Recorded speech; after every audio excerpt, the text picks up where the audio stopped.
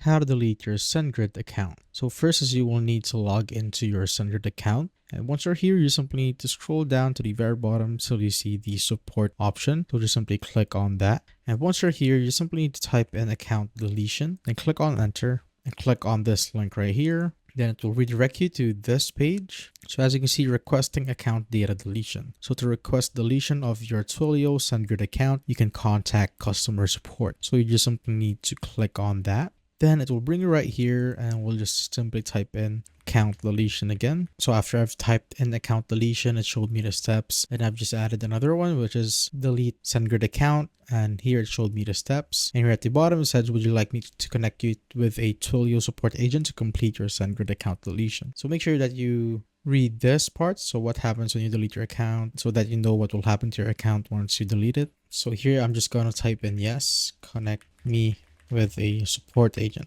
So once you've typed in this, it will show you right here. So I can help you connect with a Twilio support agent. So if you're on a free plan, the only option you have is submitting a ticket. But if you have an upgraded plan, you could either chat with a live agent or call support. So currently I'm on the free plan, so I'm just going to go with submitting a ticket. But for you, if you have an upgraded plan, you can go with the other options right there. So just simply click on get started on your preferred support. So I'm just going to go with this. And here, as you can see, the subject has been filled out already. So request to delete Twilio SendGrid account. And here you will need to enter the email addresses. So I'm just going to enter mine, then click on that just like that. And here you will need to just simply pick from the drop down menu right here on the business impact. So I'm just going to go with general. And as you can see, the description is now filled up for you, and it is stated right here that most personal data will be deleted within 30 to 37 days. And here you could also attach a file if you want. But for me, I'm good with this. So I'm just going to click on submit.